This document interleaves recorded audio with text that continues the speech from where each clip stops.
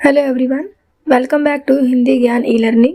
अगर आप हमारे चैनल पे पहली बार आए हैं तो प्लीज़ इसे लाइक और सब्सक्राइब ज़रूर करिएगा।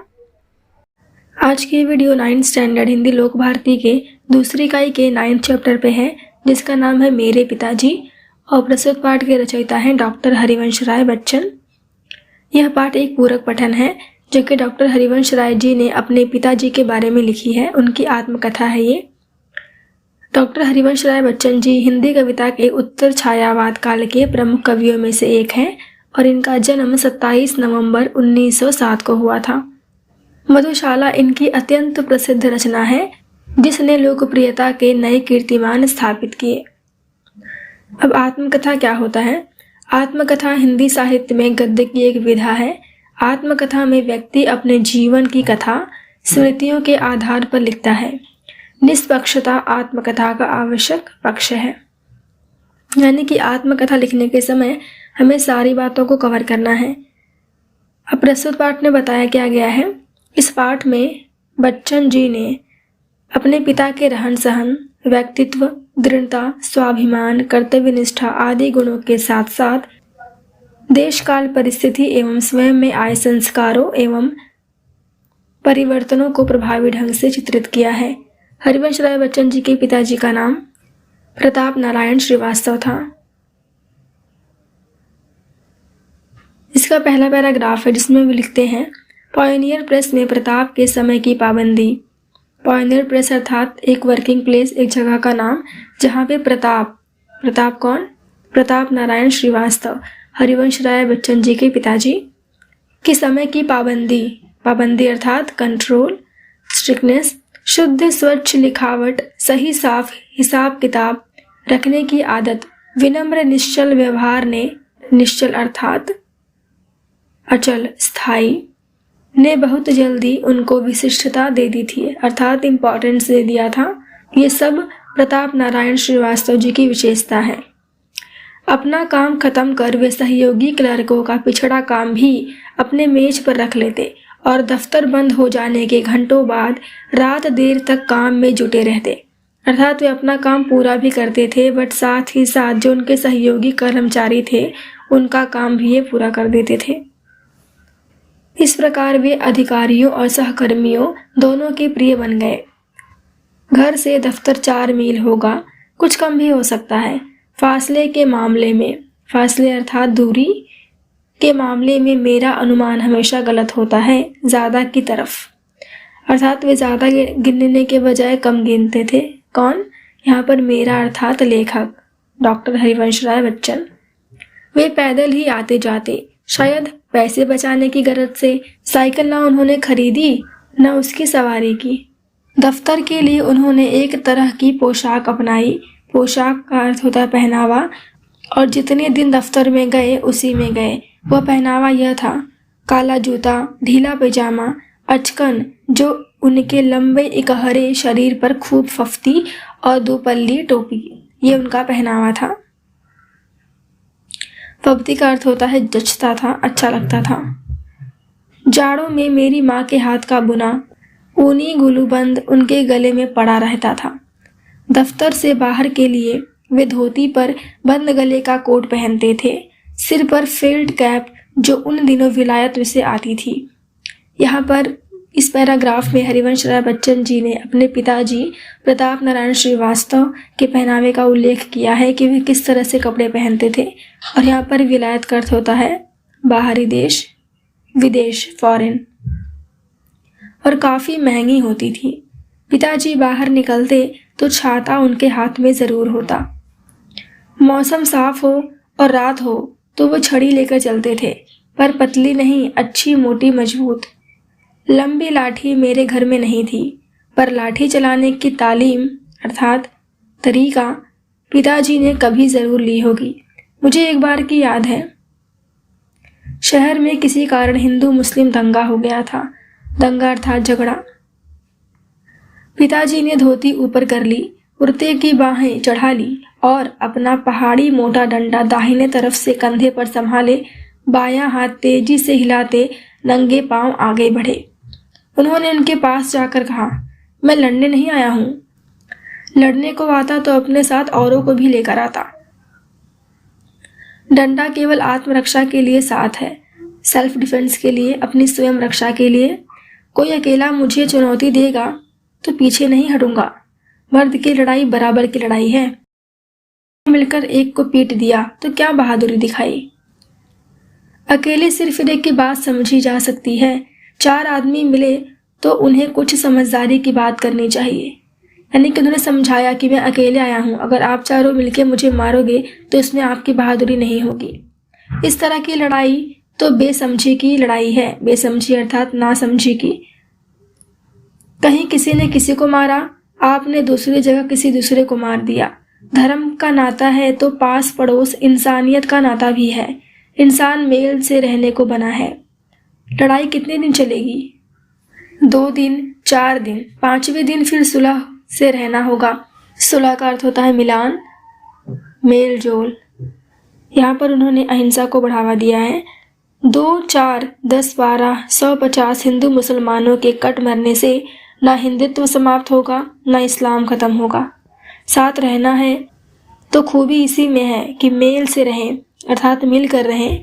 एक दूसरे से टकराने की जरूरत नहीं, दुनिया बहुत बड़ी है।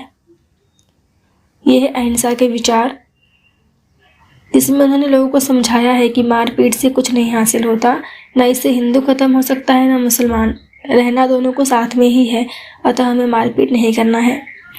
वे आगे कहते हैं, पिताजी की बातों का असर हुआ। उस दंगे में फिर कोई वारदात नहीं हुई, फिर कोई घटना नहीं हुई।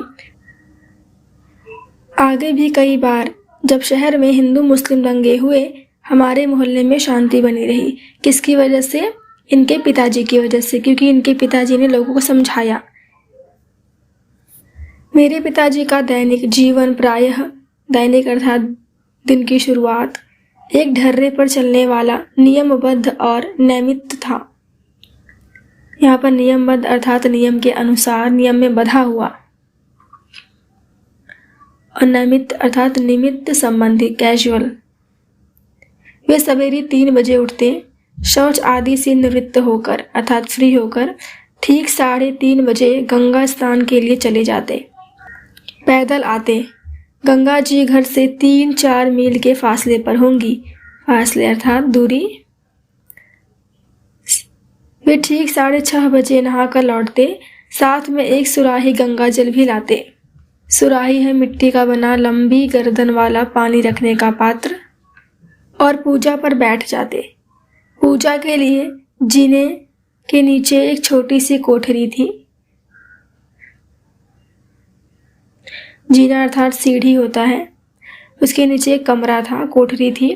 बगल की दीवार में एक अलमारी थी, उस पर एक बस्ते में बंधी 2 पुस्तकें रखी रहती, एक रामचरितमानस और दूसरी गीता। पूजा की कोठरी में कोई मूर्ति न थी। दीवार से राम, कृष्ण, शिव, गणेश, हनुमान, सरस्वती, लक्ष्मी, दुर्गा की शीशे चढ़ी छोटी छोटी तस्वीरें लटकी थी। ये उनके पूजा गृह का दृश्य है। पिताजी को बहुत झुककर उस कोठरी में जाना होता, और अब वे उसमें बैठ जाते तो बस इतनी ही जगह बचती कि सामने रेहल रखकर उस पर पोथियां खोली जा सके। रेहल अर्थात जिससे बुक रख के पढ़ा जाता है। यहाँ पर जो कमरा है पूजा गृह, वह बहुत ही छोटा है और उसमें जाने के लिए बहुत झुक कर जाना पड़ता है। वे मानस का नवाहिक पाठ करते थे, यानी प्रतिदिन इतना कि 9 दिन में पूरी रामायण समाप्त हो जाए। उनकी मानस की पोथी में अर्थात पुस्तक में जो अब तक मेरे पास है, उन्हीं के हाथ के नवाहिक के निशान लगे हैं। पाठ वे सस्वर करते। यहाँ पर नवाहिक का अर्थ है 9 दिनों में पूरा होने वाला। उनकी आवाज़ सुरीली नहीं थी, गाते मैंने उनको कभी सुना नहीं, पर उनका स्वर साफ, सप्राण अर्थात प्राण सहित और लयपूर्ण था, और कोठरी से निकली उनकी आवाज़ सारे घर में गूंजती थी। आवाज़ की पहली स्मृति अर्थात याद मुझे उन्हीं के मानस पाठ के स्वर की है, और जब तक मैं उनके साथ रहा प्रतिदिन उनके पास का स्वर मेरे कानों में गया। मैं कल्पना करता हूँ कि सॉरी में जन्म के पहले दिन से ही मैंने उनका पाठ स्वर सुनना शुरू कर दिया होगा। यहाँ पर सॉरी का अर्थ होता है जच्चा खाना यानी प्रसूति गृह, जिसमें बच्चे के जन्म से लेकर उसके 15 दिन तक उसको वहीं पर रखा जाता है। तो जब ये छोटे थे हरिवंश राय बच्चन, तब से लेके अब तक उनके कानों में उनके पिताजी द्वारा पढ़ा गया रामचरितमानस का पाठ आज भी गूंजता है। सॉरी पूजा की कोठरी के सामने दालान के एक सिरे पर बनाई जाती थी। राधा बताया करती थी कि जब मैं बच्चा था तब चाहे कितना भी रोता क्यों ना हो, जैसे ही मेरा खटोला पूजा की कोठरी के सामने लाकर डाल दिया जाता था मैं चुप हो जाता था, क्योंकि उन्हें बचपन से इसकी आदत लग चुकी थी यह सुनने की। जैसे मैं भी पिताजी का मानस पाठ सुन रहा हूँ। मेरी माता तथा परिवार के अन्य लोग इसमें मेरे पूर्व जन्म के धार्मिक संस्कार की कल्पना करते थे। अब मैं समझता हूँ कि यह मेरे पिताजी के स्वर की लिफ्ट या लय थी जो मुझे शांत कर देती थी। इतना मैं ज़रूर मानता हूँ कि इन श्रवण संस्कारों ने उस समय अद्भुत रूप से मेरी सहायता की होगी जब मैं गीता को जनगीता का रूप दे रहा था, अर्थात गीता को जनगीता यानी लोगों तक पहुँचाने का कार्य जब कर रहे थे, तब बचपन में सुनी यह गीता का पाठ उन्हें बहुत काम आ रहा था। अवधी भाषा में मानस की शैली में, अवधी एक भाषा है, शैली अर्थात या आदत। अज्ञात रूप से मेरे अवचेतन और ज्ञात रूप में मेरे चेतन की शिरा शिरा मानस की ध्वनियों से भीगी हुई है। अज्ञात अर्थात जिसे कुछ ना पता हो, अवचेतन यानी कि जिसमें चेतना ना हो, with no life in it, और ज्ञात यानी कि जानबूझकर। वे आगे कहते हैं, ये पैराग्राफ काफ़ी इम्पोर्टेंट है। पिताजी मौन रहकर गीता पढ़ते थे, अर्थात शांत रहकर बिना आवाज किए। शायद चिंतन करने की दृष्टि से मानस में वे बहा करते थे, यानी ध्यान लगाने के लिए वे बहुत ही शांत रहकर गीता में एकदम खोए हुए थे, मानस में एकदम खोए हुए रहते थे। संस्कृत का उन्हें साधारण ज्ञान था। मानस में आए संस्कृत अंशों अर्थात भाग को वे शुद्धता और सुस्पष्टता से पढ़ते थे, पर संस्कृत से वह उच्चारण सुख अनुभव ना करते थे। जो अवधि से स्टार्टिंग में जो रामचरितमानस है वह अवधी भाषा में लिखा गया था। कविता सस्वर पढ़ने का मुझे भी शौक है, अर्थात जिस तरह कविता को पढ़ना है, जो एक लय होती है, एक सुर होता है, उसी तरह पढ़ने का इनको शौक था। ब्रज और अवधी की कविता में घंटों पढ़ सकता हूँ। मानस का तो सस्वर अखंड पाठ मैंने कई बार किया है, पर मानस की बात ही और है, अर्थात जितना आप रामचरितमानस को पढ़ेंगे उतना ही कम लगता है। खड़ी बोली अर्थात सीधी भाषा की कविता मैं घंटे भर भी पढ़ूं तो मेरी जीभ ऐंठने लगती है। उर्दू के साथ यह बात नहीं है। खड़ी बोली कविता ने कहते हुए खेद होता है, मानस की सूक्ष्म शिराओं को अभी कम ही छुआ है, यानी खड़ी बोली में उसको समझना अभी तक संभव नहीं हो पाया है। वह जीवन से उठी हुई कम लगती है, कोश से उतरी हुई अधिक। कारणों पर यहाँ न जाऊंगा कि ऐसा क्यों है, इसके बारे में उन्हें नहीं पता, उन्होंने नहीं बताया है। वे आगे कहते हैं, पूजा से पिताजी ठीक 8:30 बजे उठते। उस समय तक मेरी माताजी भोजन तैयार कर देती। वे रसोई में बैठकर भोजन करते और कपड़े पहन 9 बजे बजते बजते दफ्तर के लिए रवाना हो जाते। किसी किसी दिन ऐसा भी होता कि किसी कारण भोजन समय पर तैयार ना होता। पिताजी को बहुत गुस्सा आता, माँ कांपने लगती अर्थात डर जाती थी, पर गुस्सा निकालने का समय भी उनके पास ना होता। ऐसा इसलिए क्योंकि उनके पिताजी अर्थात हरिवंश राय बच्चन जी के पिताजी प्रताप नारायण श्रीवास्तव समय के बहुत पाबंद थे। अपनी 35 वर्ष की नौकरी में वे कहा करते थे कि एक दिन वे दफ्तर देरी से नहीं पहुँचे। मेरी माताजी जल्दी जल्दी पूरियाँ बनाती और एक डिब्बे में खाना रखकर मोहल्ले के किसी आदमी से दफ्तर भिजवाती। मोहल्ला अर्थात इलाका, स्थान। और जब तक आदमी मेरे पिताजी को खाना खिलाकर वापस ना आ जाता वे भोजन ना करती। यह उनकी माताजी की विशेषता। जब कोई जाने वाला ना मिलता तो उनका भी दिन भर का उपवास होता। घर की 3 बूढ़ियाँ अर्थात 3 बूढ़ी औरतें थी घर में, राधा, मेरी दादी और महारानी की बातें सुनने को ऊपर से मिलती। यानी जिस देरी की वजह से इनके पिताजी ने खाना नहीं खाया, तो इसकी वजह से जो इनकी दादी थी और जो घर के 2 फैमिली मेम्बर्स और थी, वे इनकी माँ को सुनाया करती थी, ताने मारती थी। मेरी माँ खाना ना खाती तो वे कैसे खाती। अर्थात फैमिली में जब 2 लोग ऑलरेडी खाना नहीं खाए हैं तो ये भी नहीं खाते थे, पर अपनी भूख का गुस्सा वे दिन भर माँ पर उतारती रहती। मेरे पिताजी के दफ्तर से लौटने का कोई ठीक समय नहीं था। नौकरी के प्रारंभिक अर्थात स्टार्टिंग वर्षों में वे प्रायः देर से लौटते थे, 8-9 बजे, इससे भी अधिक देरी से, और खाना खाकर सो जाते थे। बात को जब कुछ जल्दी आने लगे तो खाना खाने से पहले कुछ देर पढ़ते, कभी खाना खाने के बाद भी, और कभी तो घूमने निकल जाते। सुबह गंगा स्नान में आने जाने के 8 मील, दिन के दफ्तर आने जाने के 8 मील, यानी कुल 16 मील चल लेने पर भी उनकी चलास तृप्त नहीं होती, अर्थात पूरी नहीं होती। यहाँ पर चलास का अर्थ है चलने का शौक। और रात को भी 2-3 मील घूम फिर आने को वे तैयार रहते। तभी तो मैं कहता हूँ कि उन्हें चलने का मर्ज था, अर्थात बीमारी थी कि वे कितना ज़्यादा चलते थे। सबसे अचरज की बात यह थी कि रात को चाहे जितनी देर से सोए, उठते वे सुबह 3 बजे ही थे। ये एक और खासियत है इनके, हरिवंश राय बच्चन जी के पिताजी के बारे में। उनका कहना था कि नींद लंबाई नहीं गहराई मांगती है, अर्थात ज़्यादा समय तक सोना इम्पोर्टेंट नहीं है, कितनी गहरी नींद आप सोते हैं ये ज़रूरी है। यानी कम घंटों की भी गहरी नींद ज़्यादा घंटों की हल्दी अर्थात हल्की नींद का काम कर देती है। उनके इस फॉर्मूले के प्रति विश्वास ने मुझसे अपनी नींद पर कितना अत्याचार कराया है।